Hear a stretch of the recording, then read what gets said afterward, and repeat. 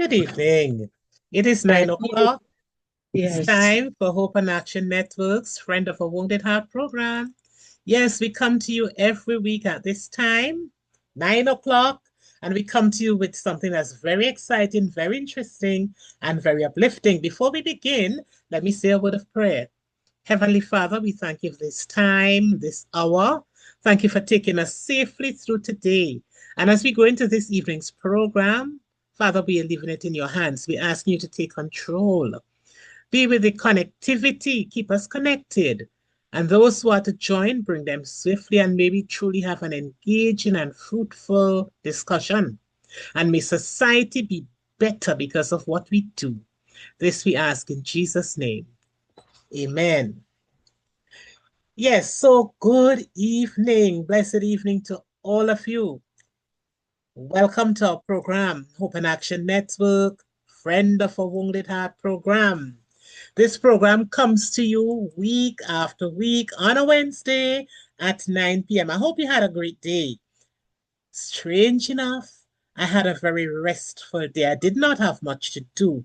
It really was not my typical Wednesday. It was a Wednesday with a difference, and I'm thankful to God for that. So I was able to get in some rest and relaxation. And here I am, excited to be with you again. It's always such a pleasure to be here. And I thank you. Well, I welcome you and I thank you for having faith in what we do. Our organization is called Hope and Action Network. So we have hope, and we also believe that we must do some things to help society. So we are Hope and Action Network. And why do we come week after week with a program, with these discussions, this program called Friend of a Wounded Heart? It is because our vision says a better society built on strong foundations through the empowerment of everyone. It's always a pleasure to be with you. We have been here 165 times before. It means that we have done many, many, many programs. So this is program number 166. It's quite a long time, and we've done many, many topics. But let me tell you what we did for the last 5 sessions. We usually just recap 5 so that you have an idea of what we did. So on the 17th of December, we did pretty paper, pretty ribbons of blue. And there we were encouraging people to be kind, to share love, to spread joy to the hearts of somebody who needs it. And that topic came from a song, really, because there was a man in the United States of America. He had disabilities, he had children, and he took care of his children by selling things on the pavement. And at Christmas time, he would be there saying, pretty papers, pretty ribbons of blue. And one passerby who observed him for a long time composed a song based on the words that this man was using. On the 24th of December, our program was Silent Night. It was Christmas Eve, and we had just a very relaxing time as we discussed what we were doing. Some people were preparing, some curtains were up, some were still working in their houses. It was a fun time for us. We did not meet on Wednesday, the 31st of December. It was Old Year's night. Some people would have been coming from service, some would have been going to their Old Year's night service based on the time of the service. So we decided to take a break, and that's the only break we ever took since we started. But on January 7th, we met again. Everything at double O. And this was a Trinidad and Tobago related topic because we were waking up to almost all our taxes and fines and fees related to passport and driver's permits and so on were doubled. Fines for committing offenses were doubled. So we dealt with the doubling and we talked about how we could get around all the doubling that was taking place. Of course, we would have to pay it. But in terms of the road fines and so on, if we obey the laws, we won't have to pay anything. And we also said that sometimes we have to deprive ourselves of things so that we can pay the compulsory fees, like the passport fees and so on. Then on the 14th of January, married with chores, and we were talking about chores in the home. Whose responsibility is it? And we all agreed it was the responsibility of everyone in the home. And we felt that nobody should be relying on one person, who's generally the wife, the mother, to take care of everything because everybody benefits from what's done in the home. Last week was exciting. We had a visitor, a guest from St. Kitts. He has one arm. That last week's session was entitled "Ain't No Stopping Us Now." And this gentleman, oh, he is so motivating. He has one arm. He sustained an injury when he was about 11 years old. So he has been without an arm for most of his life, but he is a fire officer, a fire substation officer at that. He is also a bus driver, driving with one arm, and he has a following. He has clients who would wait for him. And he told us about some of his experiences, and it was really, really motivating. He also informed us that when his wife walked away from the marriage, it hit him hard and he attempted suicide. So let's continue to pray for him. He's in a better place now in terms of how he feels. But we know what it is to lose. We know what it is to experience life's changes. And so I encourage you to pray for our friend from St. Kitts.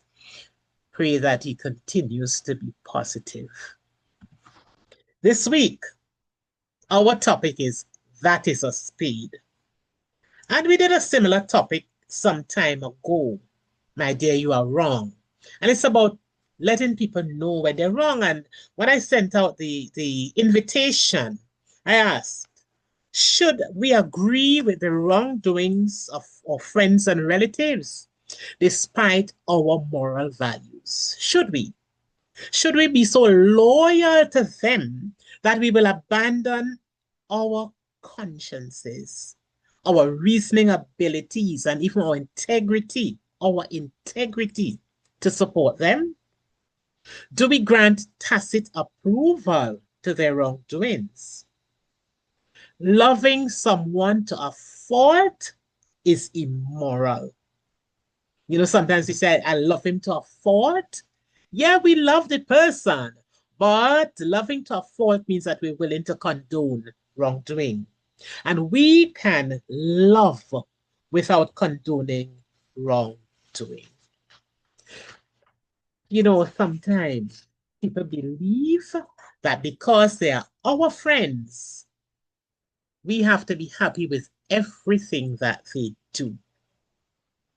No, I'm saying very early up, even before we get into the meat of the discussion, no, we are absolutely not required to believe that our friends and our relatives are always right.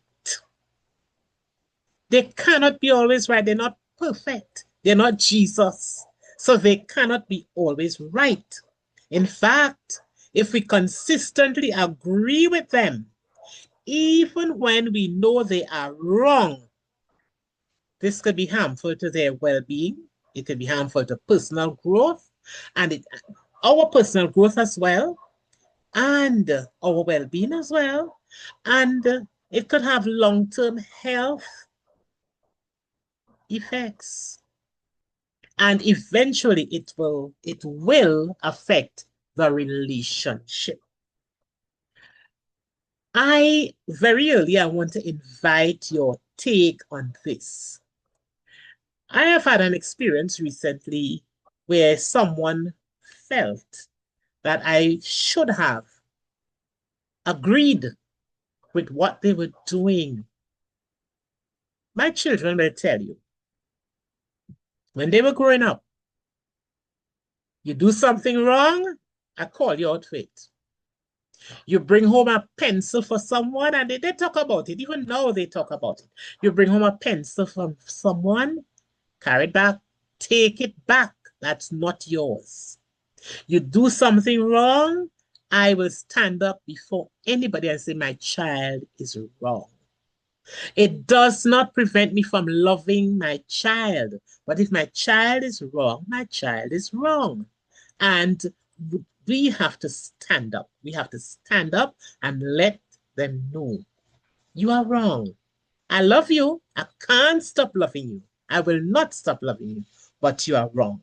I pause here because I want your input. What should we do? Love them to a fault? Condone wrong? No. That's my take. What's yours?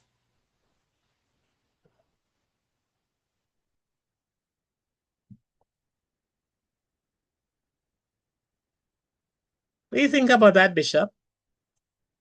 I'm hoping there's no cricket, Bishop.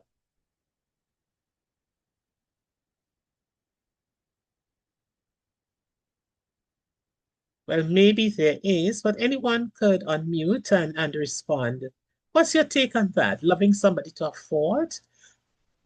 Condoning wrong? Letting the person think that they're right when you know that they're wrong? When it goes against your moral values? Anybody like to comment on that? Good night, Dr. Ward. Yes, Sherilyn. How are you? I'm great. Just came on. Okay, good. Right. When you are in love with somebody, or let's say family members, whoever it is, when they do wrong, you should let them know that they do wrong. You should not condone wrongdoing. Because as my grandmother always used to say, the upholder is worse than the thief. If I consider you my friend and you're doing wrong and I cannot tell you, Joan, what you did there is wrong. You're my friend. I love you. But what you did there, girl, that's not nice. If you cannot do that, then that's not a friend to have. You So should true. To tell somebody. I have seen it many times in my life that a friend of mine, all of us are friends, and you and the friend get into a spot. And because me and you is friend, you vex with me because I talking because you think that I bad-mouthing you. And it's nothing like that. And most of them, they say, here's my friend, and you're supposed to pick up for me. No. No, I had nothing to do with you and that person, whatever y'all get into. That has nothing to do with me. That does not give you the right to tell me that I have to stop talking to that person there because you and that person get into something. You have to let people know. They may not like you, but you have to let people know. I have friends who do wrong things, and I just tell them right up in their face, girl, we are good at, but you see what you're doing there?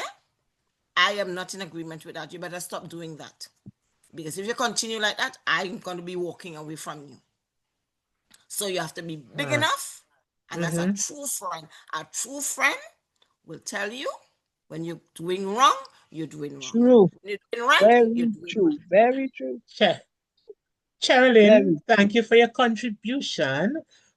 But I tell you, the psychologists are saying that you are not to always say anything. There are times when you have to hold back. So while they warn against supporting and letting the person believe that they are right, there are times when for your own well-being, you have to step away. You have to hold back. So you're not required to always give a judgment in that situation, in those situations. However, you must never let that person believe that what they're doing is right if it goes against your moral principles. Yes, so there are times when you have to protect yourself in some Dr. Ward. Yes, how the person will know. I will not, I will not, sorry. I will not, I will, you see the psychologists and they just say all sort of things. But Jesus is our greatest example. Mm-hmm. Jesus is our greatest example. Mm-hmm. It's not what you do, it's how you do it. When he met Mary Magdalene at the well, Mm-hmm. Jesus knew that she had so many husbands. Yes. And Jesus tell her, look, I want some water. Mm-hmm. Because the Samaritan and the Jews, they never used to mingle. Yes, that's But true. Jesus came and Jesus tell her, the water that I had, the water that I have to give you, the water is it's amazing. And then Jesus started to tell her, where is your husband? Mm-hmm. I'm with you and I'm agreeing with you. Where's I'm your coming husband? after you. Mm-hmm. Right. And then Jesus came and Jesus told her what, and she, in herself, she said, he know all about me. He know what I'm doing. Mm-hmm. And she said, she said, none of them belong to me. And Jesus told her, go, and she went and Jesus told her, go and sin no more. Okay. Right? It have many times, as much as a psychologist, the talk, yes, I know sometimes we have to find the appropriate time to let people know what they're doing. But we have to let them know in a loving, we're not going there to be judgmental, but we have to let them know, listen, Yes. I love you. Yes. I love you. I love you. But I just want to let you know what you're doing and what you're saying there. It's not right.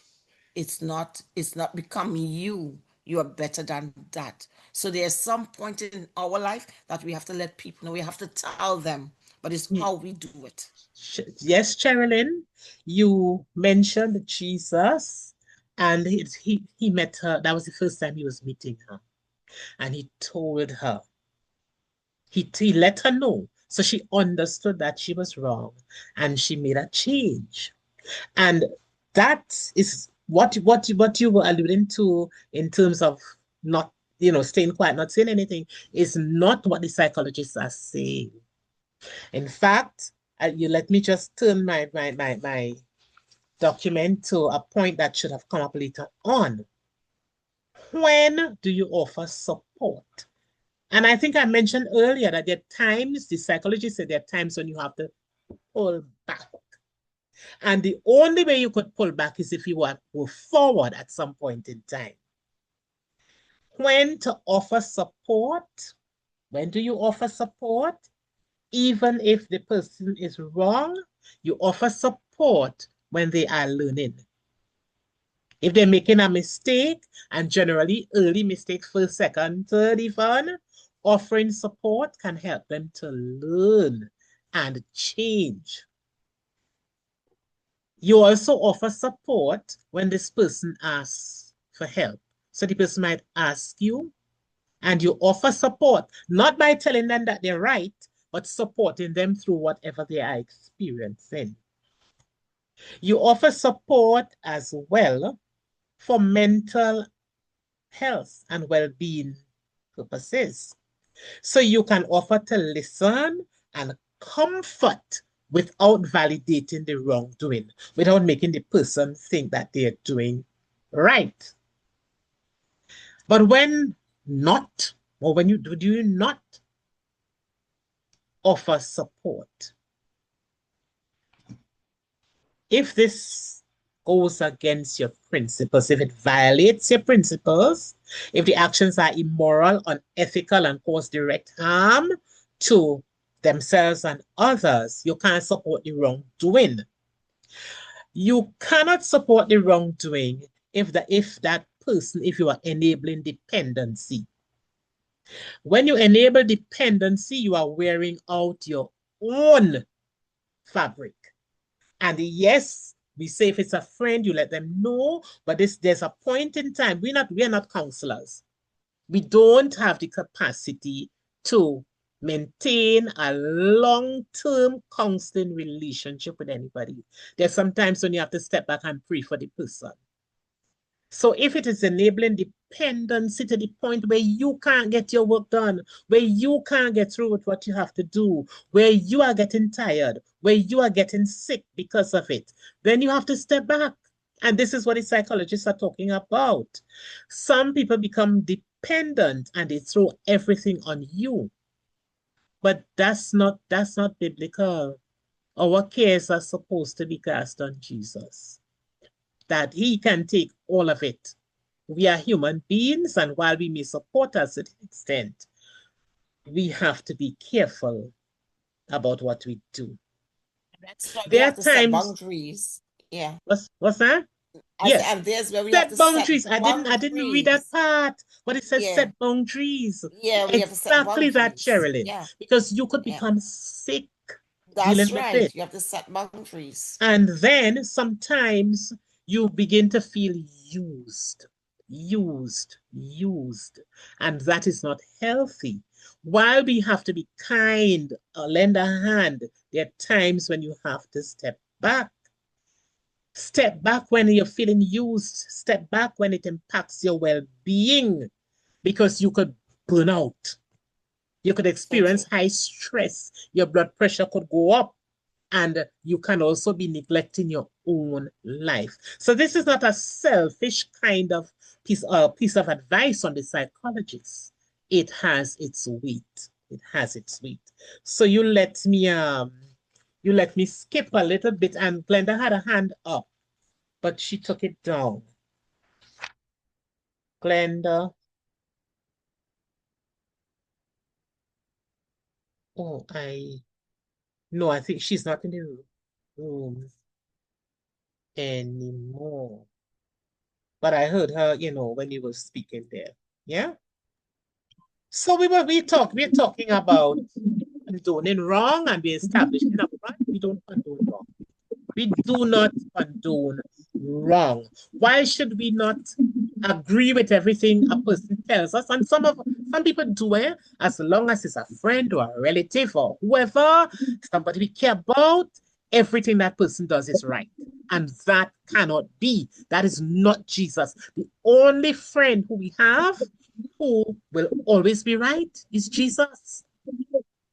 But some people make decisions based on relationships, how long this person is your friend, what this person did for you. The person could have done the world for you.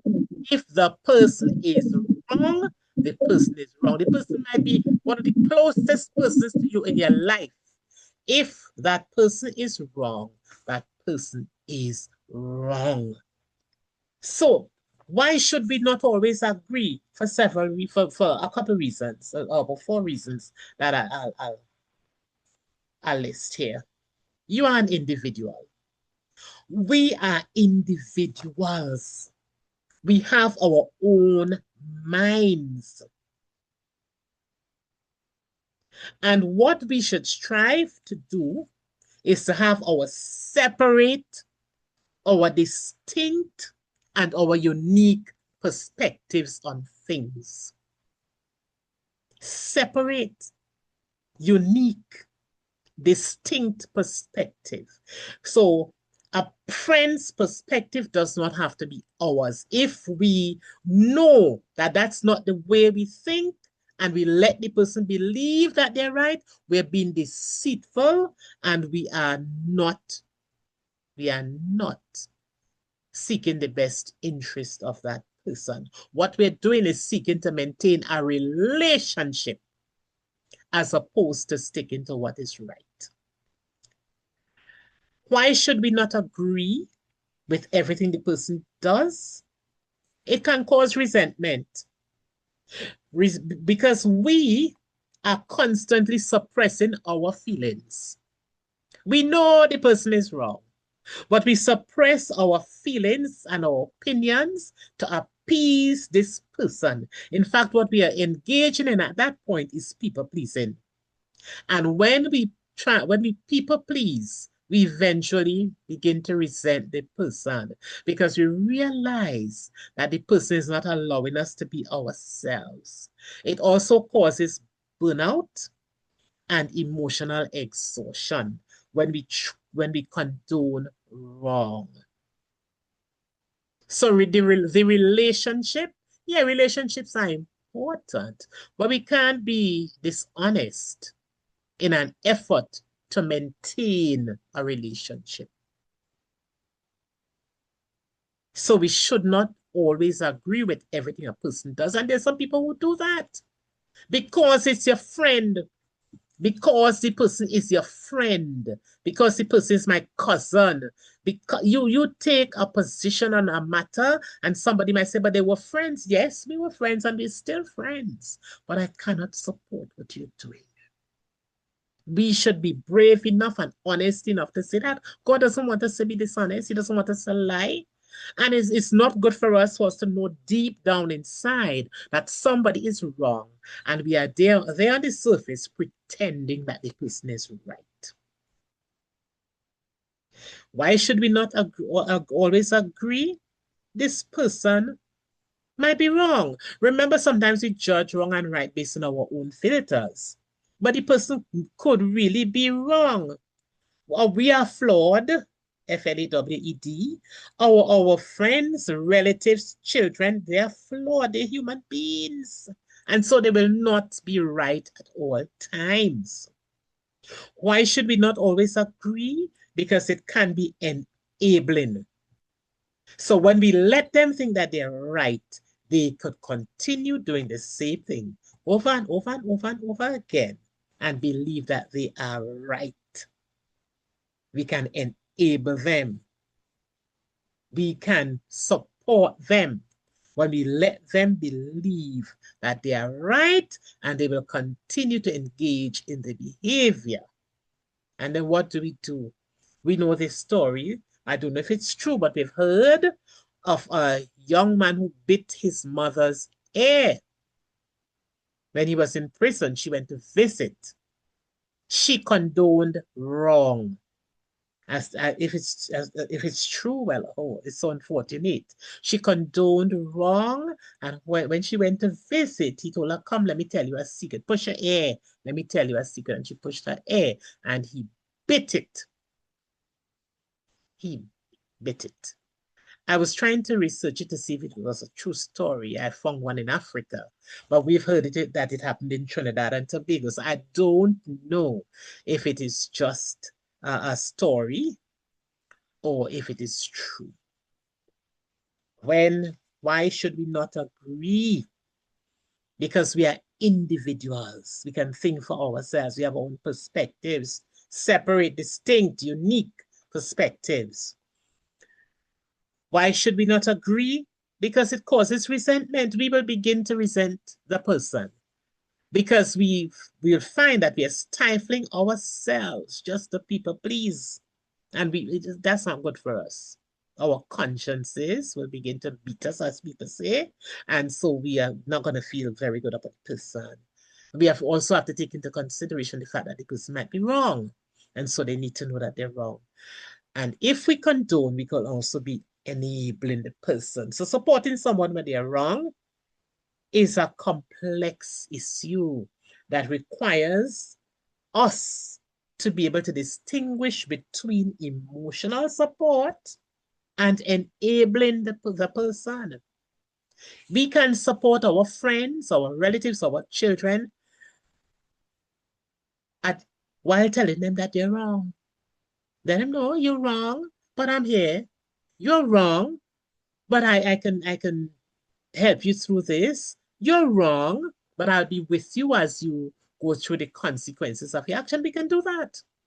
We can do that. We can do that. And that's providing emotional support, but it is not enabling. We enable when we know that the person did something wrong and we let them believe that they are right.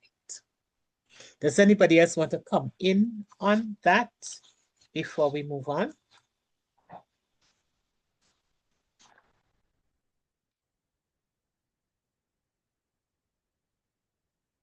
Nobody talking this evening, but well, no, I shouldn't say nobody because Sherilyn gave us her point of view there, and Good evening, good evening, good evening. yes, Bishop, you have cricket this evening?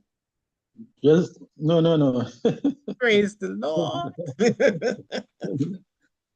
Okay, just a matter of correction. Hope I am right. The first presenter said it was Mary Magdalene at the well where Jesus met, but I don't think No, that was... no, yeah, the woman at the well.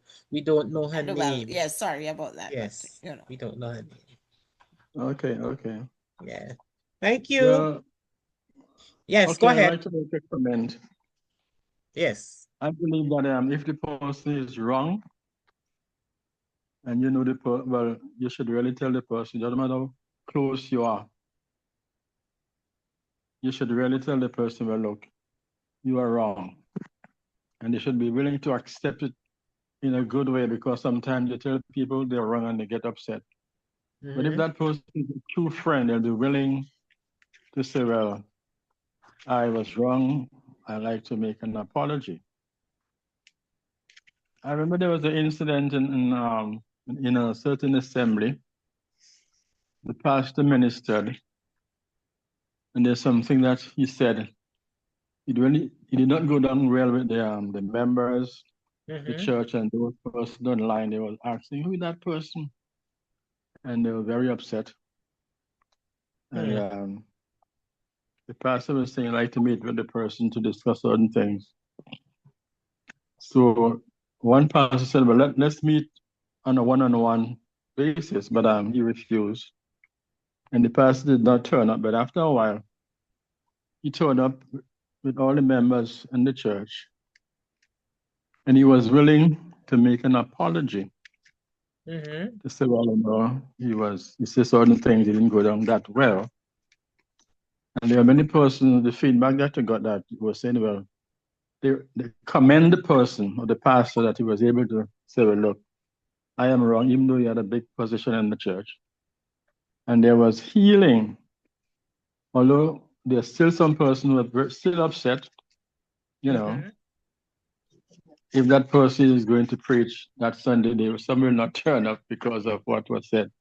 But the pastor of the church told them, well, look, you have to forget these things. You can't hold on to these things, because if you go into a church, when certain person coming, you're not attending, it means that what kind of Christian are you? You're not serving man, you're serving God. Right. So especially people should be a church people. I always say that you can be a church member, but not a sanctified or born again believer. I use that term sometimes. Christ is not coming back for church goers. He's coming back for those who are born again, washed in his blood, and are striving to please him in everything they do and say. So I believe that if the person is wrong, tell them that they're wrong, and they must be willing to accept that they're wrong. That's my point for tonight. I agree with you. And amen, says Marjorie. Yes, Marjorie says amen. Yeah, Dr. Ward, I was faced with a situation a couple of years ago where someone stole an item. And they came with the item and showed me the item. And I said, where did you get that item from? Because I knew where the item was, because I was in that vicinity. I was working in that vicinity, and the person took the item. And I asked, I said, where did you get that? And the young lady said, that's mine. I bought it. And I said, no, that does not belong to you. Wherever you got it, go put it back. Because if you don't put it back, you're going to get into a whole lot of trouble. Right. I said, take it. She is, it is mine. It is mine. It is mine. She down. And she went down, cry and all. Wow. No, that is It was she needed help. convincing. So if anybody saw it, they say, one of the person said, but Roberts, how are you gonna do that to the girl? The girl said, it's all right. I said, I let it go. I let it go. Said, okay. I said, God has vindicated his people. And they came down on me really hard. I wasn't loud with the girl. I said, it is not yours. I know where you got that from. Go put it back, because if you don't put it back, you're going to get into a whole lot of trouble. She did. The next day, the police showed up. Oh. And when the police showed up, and the person showed up, and the person said, that young lady stole that from my house. Oh, dear. You understand what I'm saying? So it has some people, they are so convincing. They will lie to your face. They will cry. And people will turn against you. Yeah. Because they think that you're so against the person. That home, I used to take care of that home, and there were cameras. Oh. And I told the young lady before, don't touch anything in the house. And she went and touched that item.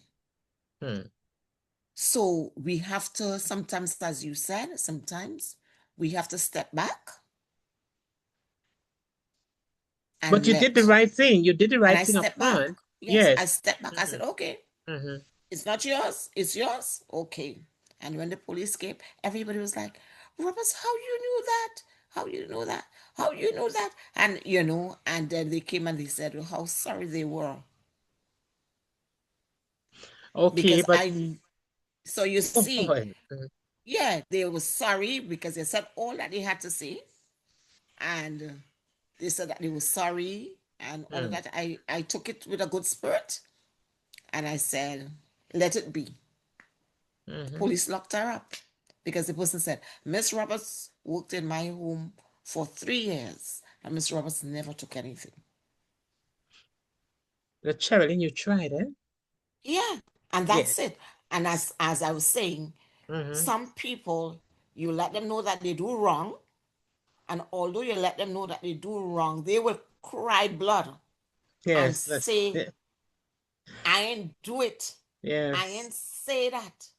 But the Lord has a way of vindicating his people, and the Lord have a way of letting the truth come to light. It may take 10 to 15 years, but the truth stands on its own merit. I have a friend who says you don't prove truth. Truth No, you don't. You have no need to prove truth. It proves itself. It proves itself. Yeah. But look at that, eh? But you did the right thing, eh? Because what I was speaking about earlier when I spoke of the psychologists is not that they were saying you leave it alone. You talk.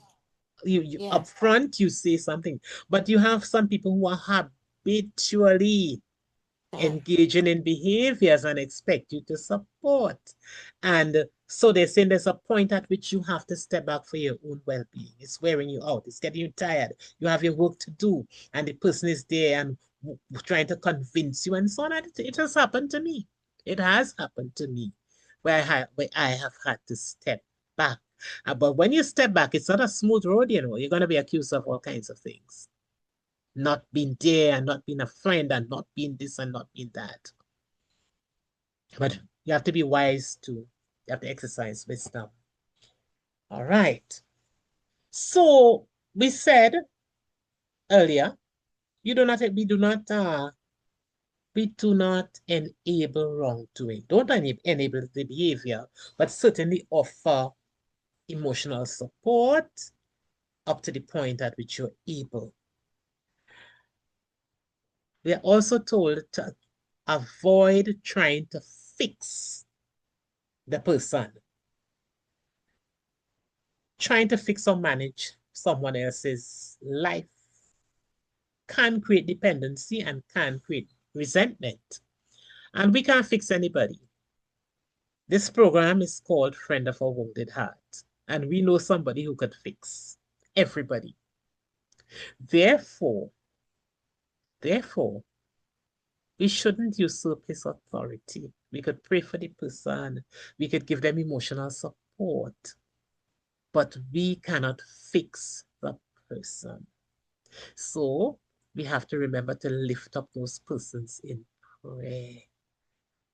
We're not saying that you never say anything, because Cherilyn, the police would not have turned up if the person had taken the item back to the home. That's right. It would have been embarrassing, yeah. Mm-hmm. They would have felt a little off key, but they would have learned a lesson. But now they had to be faced with greater embarrassment. You recognized right. the item, That's right. you knew where it belonged, you gave the advice, and that's all well and good. So I hope you see what I was saying when I say you Yes, I sometimes understood you where have you to was. step Yes, back. yes, Yeah, yes. yes, because you can't keep pressing. Can't keep pressing at that point in time. So try to avoid fixing the person, because that person could think that you're there to fix every problem that they have. And sometimes it might be a person who needs professional help.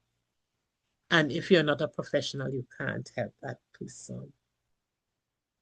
But if we have to say to some person that they're wrong, you have to let them know, I can't stand with you because I know that what you've done is not right. We have to do it in a very kind way.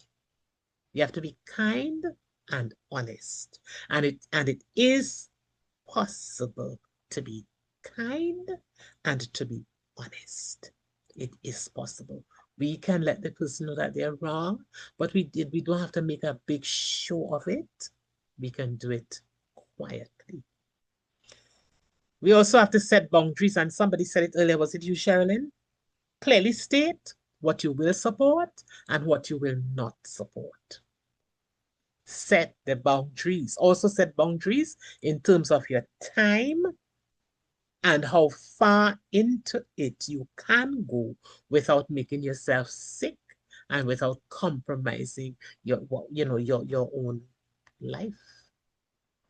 There are things you have to do. You have to work, you have to cook, you have to sleep, you have to do whatever.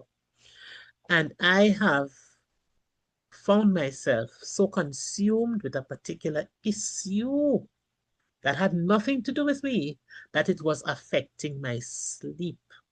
So I had to speak to myself about that, and I had to take certain actions which were definitely misinterpreted, because people felt that, I was no longer a friend and I was no longer whatever. But there are times when we have to step back. We have to step back. Yes? So we have to be honest and kind while we let the person know that they're wrong. But remember, we can't keep doing that. We can't keep doing that all the time, because if you tell somebody, look, I think that you made the wrong decision here, what you did caused X, Y, or Z, and you had to do it again next week and the following week and the following week, what happens? What's happening to you? What is happening to your own life as you keep engaging in that? You're not the person's therapist. So there are times you have to step back and just pray for the person. You have to set boundaries as well.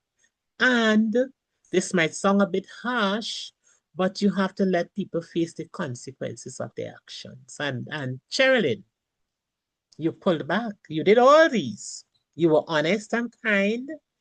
Of course, you clearly stated what you support and what you will not support. I gave the person the advice, take it back. But you had to step back and let them face the consequences. And hopefully, when we allow people to face the consequences, it could be a learning experience for them.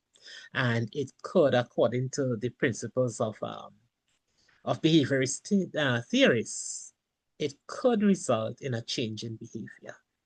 It can. When they face the consequences of their actions, they will learn. They will learn. Anybody else at this point? I see Marjorie put a message in the chat. A word to the wise is enough. Yeah, there's sometimes when we really have to stop.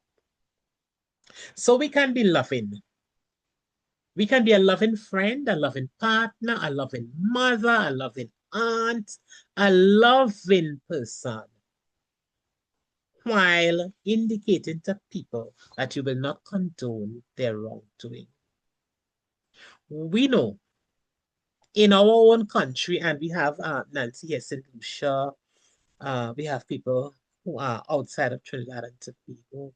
We know that sometimes there are parents and relatives who sit back and see their children, their relatives doing wrong, and we don't let them know. We know, and we've heard people commenting, we've seen on social media, people commenting about the good boys. You know, we have many good boys in Trinidad and Tobago, because when the police, and I'm not referring to the incident that took place recently. I'm not speaking about that at all. That's not an example I'm going to use here. But we know that there's some young men and young women who engage in criminal activity.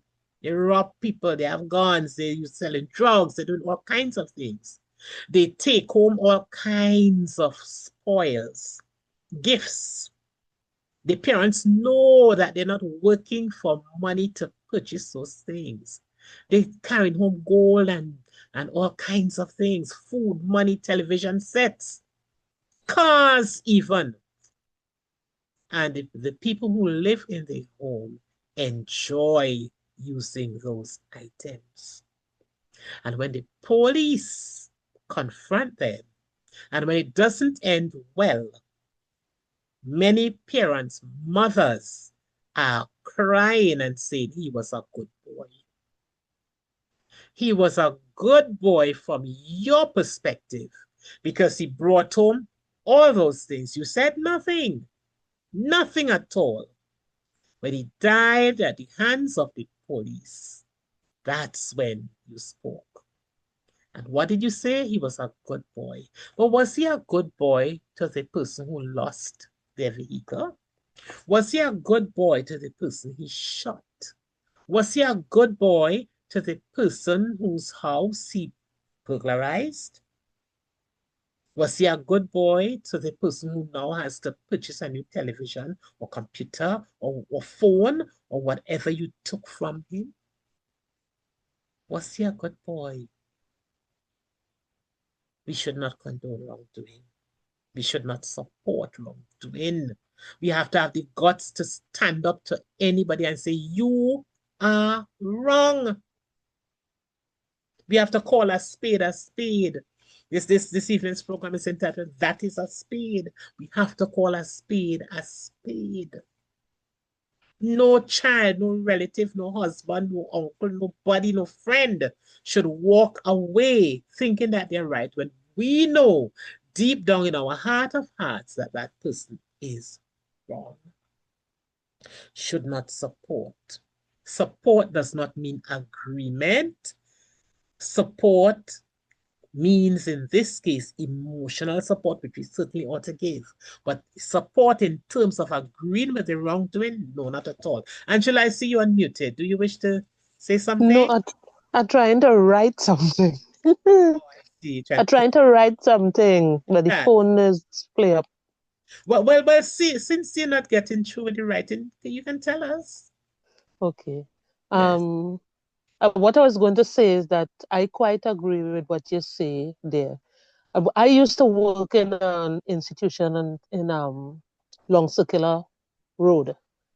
And our supervisor used to always tell me that we women, if we want to stop certain things happening, especially in terms of the fact that we're talking about our good children, if we women wanted to put a stop to that, we could put a stop to that because we are the ones that are encouraging them. Right. Now, I have a neighbor, a couple of houses from me, that live that out. I saw that lived out on a daily basis. The young man they works nowhere. They sleep all day. Yeah. And they would get up in the evening and they would take jar herb. You know what I say when I say it. They would take jar herb. And after it probably worked through the system, I don't know, They will crawl down the street, and that is where the action begins. Hmm. And before the night is out, Booty comes home. Wow. Booty will come home in tangible and intangible. Yes. And the matriarch of the house ain't working nowhere, and she welcomed that, and they were living to the best of their ability. But you know, like everything else, he ended up being a good boy Yeah. because the police did what they had to do. Hmm. And that didn't happen to just one member of the family. That happened to about 2 or 3 members of the family. It's a lifestyle. Yes, Yeah. yes. Sometimes we don't want to offend people, so we go along with them and let them believe that what they are doing It's is right. And that is not being a friend. And if myself and you, Sister Bob, Dr. Bob, if we class ourselves as friends, I believe that I am supposed to be able to tell you what is right and what is wrong, and vice versa. You are supposed to be able to tell me what is right and what is wrong, and I am supposed to be able to accept it. And you are supposed to accept it because I would believe that you have my interest at heart.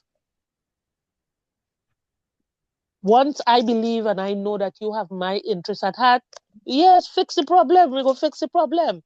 And from the time we decide that is my friend and I don't want them to feel a certain way, you know, according to you, we are enabling the person. Eventually, we will have to start doing the cover up. We have to cover up for them now. I've been in cover up situations with my husband, right? And until I told him I can't take that no more.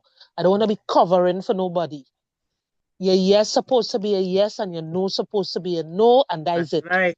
That's You right. understand? Yeah. And it didn't go down too well. Hmm. It didn't go down. With me in particular, it doesn't go down too well. I have a close relative of mine too. When I spoke to her and I told her certain things, she texted me back and she said, as of today, you are dead to me. And I just smiled and Yeah. I just took her name off my phone. Wow. Right? Hmm. So, but it is a serious situation that we are talking about today. Yes, it is. It is. Yes, it is. Yes. Mhm. Thank you. Yes, thank you. How are you going to type all of that? You see how we can lose some very rich information when you're just typing it. But I'm glad. Listen to me here now. I'm glad the phone gave trouble so that you. I hope it starts back to work now. Okay. Yes, and yes, I understand, and you know of examples right around where these things happen. People condone wrong, and look, they ended up in a particular place. Mm-hmm. The mummies have to be holding their belly now and bawling. He was And a good balling. boy. Mm-hmm. He was a good boy. Mm. Come on. Come on. We have to do better. We have to call a spade a spade. Doesn't matter who it is. Call a spade a spade. And some people, when you call a spade, they will walk away from you. They will hate you. They will believe that you're not their friend. But if you are convinced that you do the right, that you did right, you don't have to worry. You don't have to worry. You did what God expected of you, to be honest and outspoken, outright. Standing up for principles, standing up for what is right. How could I allow somebody to crush my thinking, to scrap my values, or to let me abandon? How could I let them do that? Let me abandon my beliefs, my values, just to keep you as my friend? Mm-hmm. So then you will lead me straight down to hell. Mm-hmm. No, no, it's not right. We have to learn to call a spade a spade. If it's wrong, it is wrong. It is wrong. Yeah? So I thank you, Angela, for Thank that you. one. And you could always unmute your mic and speak. We are very open here. We say it as it is. And we're not perfect. We are not perfect. We do wrong things too. We do things without thinking. Marjorie, go ahead. Now I'm trying not to get in there tonight. Yeah, I grew up in a home with 12 kids. Mhm.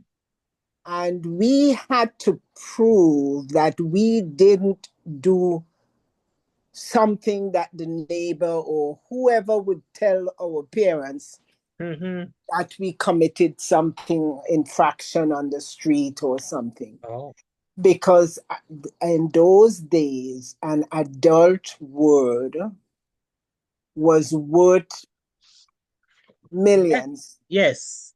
Yes, I know. Compared to that child's word. Child's word had no value. Mhm.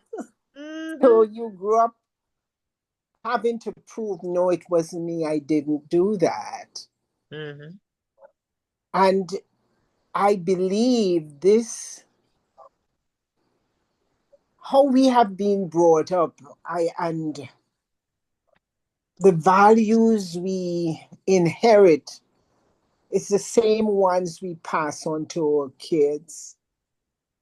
And I think we are in a space in this time where we need validation from so many other people. Hmm. We need likes, we need friendship, we need. So we lose ourselves. So when we are in the midst of wrong, Yeah. we are unable to say, no, it's wrong. You cannot do that.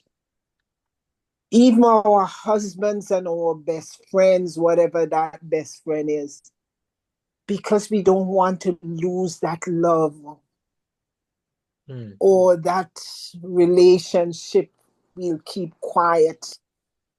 And as the person said before, you have to buffer and lie, to make excuses.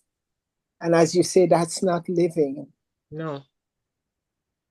Our children, we are teaching them to be the next generation. And I find a lot of mothers enable their sons, especially, to do wrong because they love them. I don't know if that's what you call love, Love but versus love and approval are two different things. oh, my dear, my dear, my dear, Yes. my. Love But and we are approval we are are in a two, dangerous or I time. should say love and yes, love and approval are two different things. Yes. Mhm. I remember as a child, I had just left one school. I used to go patients in school, transferred to Bethel. Mhm. And there were some girls. That time you didn't know it as bullying. But these girls tormented me because they didn't know me. I was Oh, stranger to them. yes, yes. But when I realized one of them was my godfather's daughter, I didn't tell my mom. They are, and a woman has 12 children. You don't bother them with the simple things. So I went to my godfather's house to complain that these girls are harassing me. Mhm. But I met his wife, and she told me to get out from her gate and not to complain about her Uh-oh. children. Uh-oh. But Hmm. she didn't know I was able to take care of myself. I was just trying not to get into trouble. Mhm. So it was the Friday, I believe, the next day. One of the girls were missing, so there were two. And I got me a whip and I whipped the girls until they got home. Marjorie. I went home, I said nothing, but I had told my brother the day before what was happening after I went to my godfather's house and how the wife chased me. So now there was a big hullabaloo because this mother was so enraged that I beat her daughter. And she's coming down to my mom. And my mom is ready to whip me for getting in trouble. my brother who interposed and said, no, Mom, this is what happened. And my mother was so mad at this woman that the woman literally ran from the yard. But this is what people enable their children to do wrong without saying you are wrong. I don't know of a time that my mom would keep quiet if we did something wrong.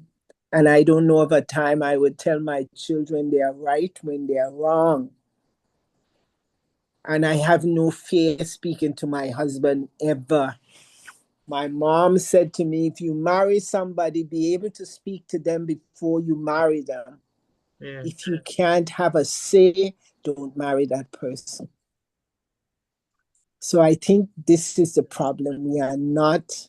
We want to be liked by our children. We want to be loved by everybody. At work, I had a way of saying to the young nurses when they are misbehaving and getting into trouble, it's about the bills. It's paying the bills. It's paying the bills. And that would get their attention. Okay. They don't lose your job when you could be quiet. It's about paying the bills. You know what you got to do, what is expected of you. Just do it. Humble yourself. And that's what we have to do. Stop wanting to be loved. And everybody is not going to love you. Not everybody who says they are for you is for you. It's not everybody who celebrates you mean that they care for you. And we have to teach our children that so they should be able to stand up. And this is what's happening to so many adults. They are unable to stand and say no or it's wrong because they're afraid of being not liked. So that's my contribution. Thank you, Madge. Thank you. Thank you. Love versus approval It's possible to love somebody and dislike what they do. It is possible. So when we point out wrong, that doesn't mean that we hate the person. When we think about God, he chastens the persons he loves. That's right. The Bible says that whom the Lord loves, he chastens. Chastens. Yes, he does. He does. And if we have to be like him, we have to follow his example. We have to do what he does. Can I say, be like Jesus? This is my song. Be like Jesus all day long. I would be like Jesus. And then we are not offering guidance to the persons upon whom we have an influence. So let us love, continue to love, but not love to a fault. Yes, Lynn. Yes, good evening, Dr. Bob and everyone else. I was on the ASI program, so that finished it after 9. So that's why I'm late now. No problem. My piece I would like to say is Jesus, our example, our big brother, he's a king now. He hates sin, but he loved the sinner. Amen. So therefore, as human beings, you would like your children to love you and your close friends who you consider or they consider you. But there are times that when you confront them about certain things that they ain't do right, they stay away from you. You know? And I have learned the best thing is they stay away. If they used to call you every other day, they call you a week or 2 weeks after with a lot of excuses. They block them, but just are not answering the phone. Are not answering them. So they dig themselves and find out why. Well, why Lene calling me? I wonder what happened. Because I would like to say this little thing before I close. I have a great niece, and she has 2 boys. Okay. One of them began school the same time as my grandson, right? No, yes. My grandson was in Scarborough Sec and hers was in Compre. But the lessons they were saying that the boy not understanding how the teacher teaching them and they're not understanding the tablet and whatever. I told the mom, I say, listen, you talk to the teacher because new teacher trained to, talk, do that kind of work on Zoom and all of that. She believed what the boy say. And now, I'm not boasting, my grandson is in Barbados. This is his second year. He's studying law. You know what her son doing? Robbing people. Police coming at her door. I think right now, you must see in the police with something they identify him because he plays her camera. Yes. You know, that probably happened more than 2 months. And she see me and she never tell me nothing. And your girl know even nothing neither. She would be embarrassed. Right? But when I told her some of the company the boy with, if you are a secondary child, if you have a friend that didn't make it in secondary or they drop out, you have to ease them up. Focus on people who want education. But when you do otherwise, then what? I mean, I heard it. It came over the air. I am praying for him. I will praying too that she get, too stressed out because when things meet radio and TV, the whole world know it. Yes, of course. And I am your great niece. You want to tell me? Me asking or nothing?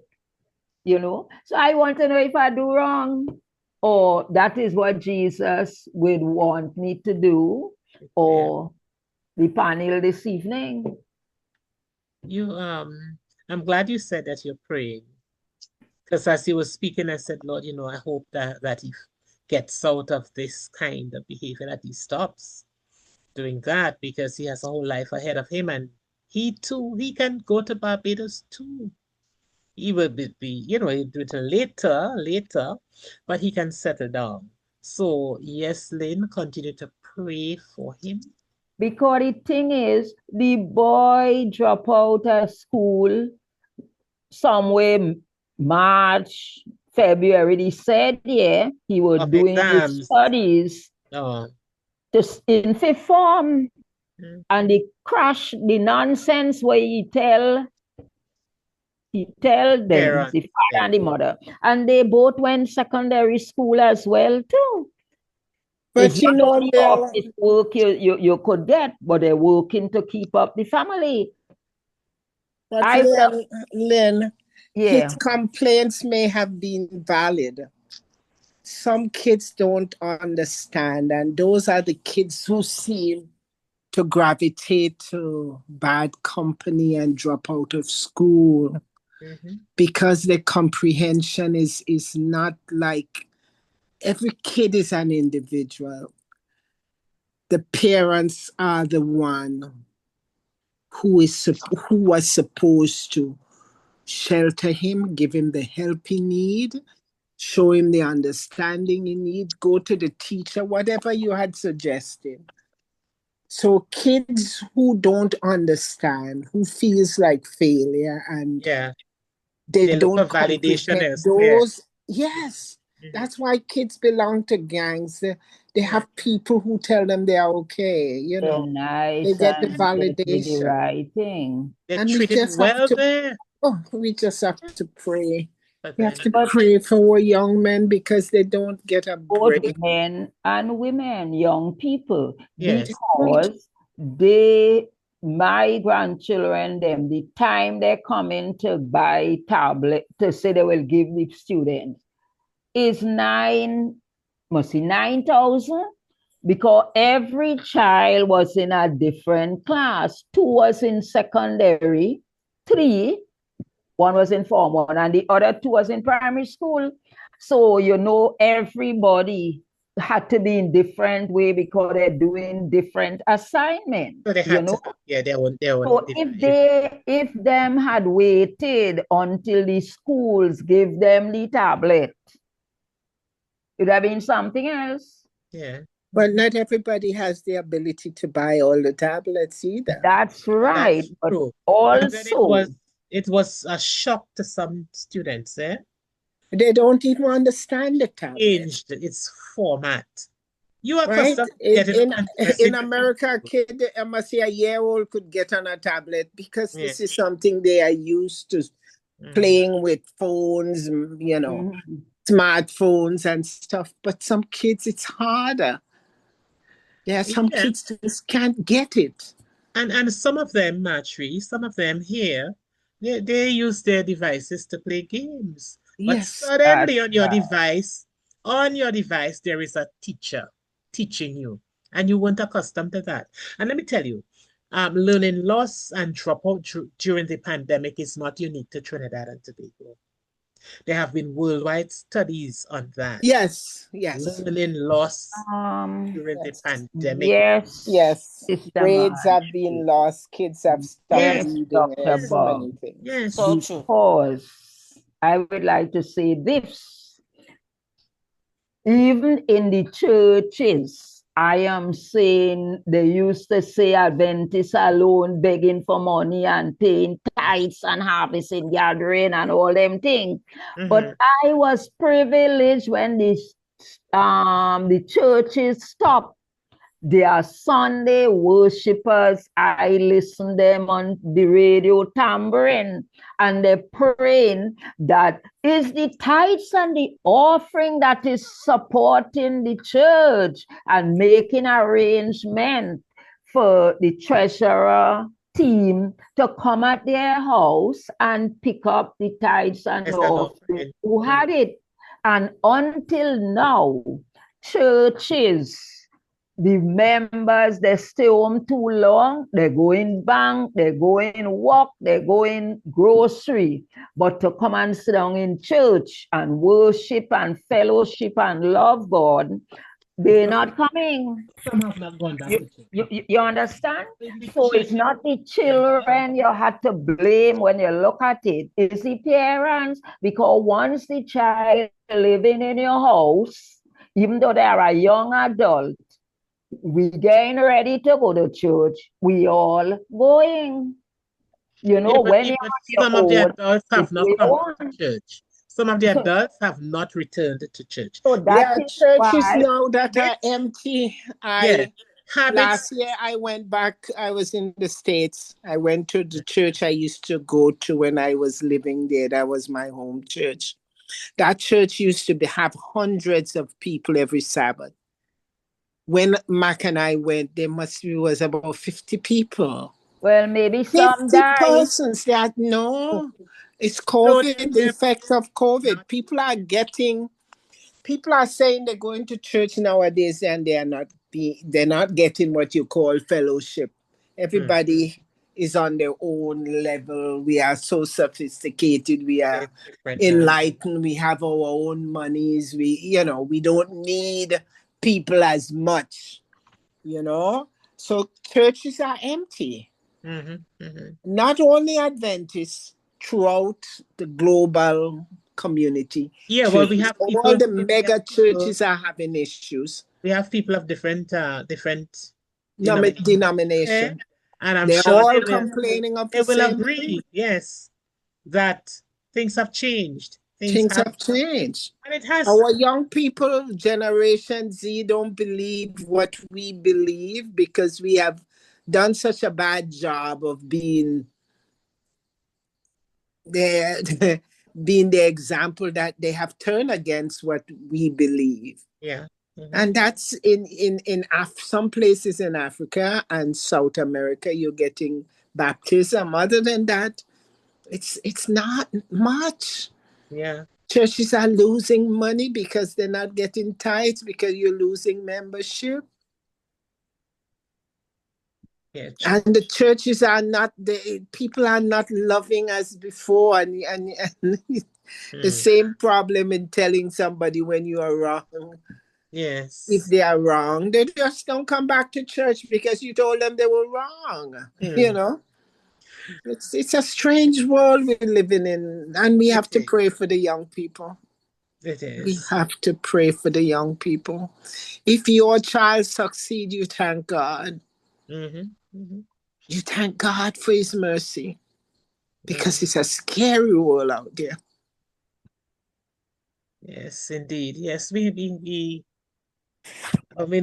have looked at this topic this evening, and I leave two simple thoughts with you. We've explored them. Don't compromise. Don't make any compromise. Do not. If somebody is wrong, that person is wrong. And the second point, stand up for what is right. This program is called Friend of a Wounded Heart.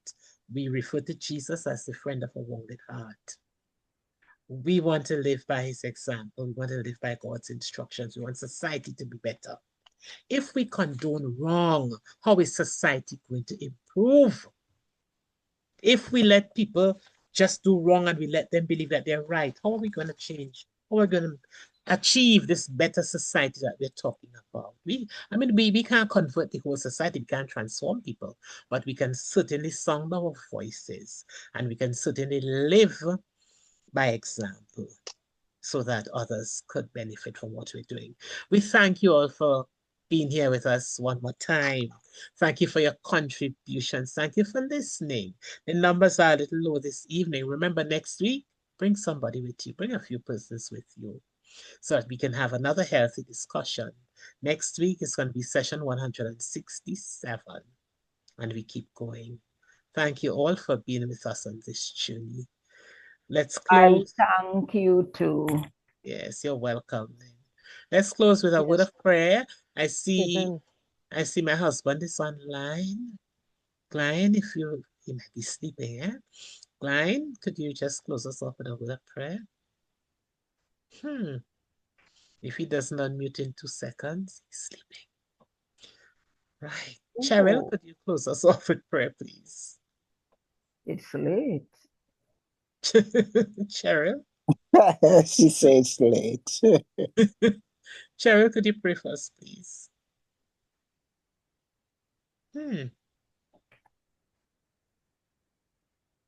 Okay. Yes. Good night, everyone. Good night. Good night. Good night. Heavenly Father, we do want to thank you for this meeting tonight. As we continue being our brothers and sisters keepers, help us to encourage each other in doing the right things. Give us the proper way that we can encourage them, and they would know that it is love that we are doing these things to help prepare each other for your coming. Forgive us where we have sinned against you and against our brothers and sisters, but keep us, O Lord, safely in your care, and we would encourage others to be safe also. Thank you for this opportunity again for this meeting, and continue encouraging Dr. Bob for presenting topics that would encourage us and empower us. Keep us this week in Jesus' name. Amen. Amen. Thank you, Amen. Cheryl. Amen. Have a good evening, everybody. Have a good night. Good evening, everyone. Blessings. Good evening, everybody. Good night.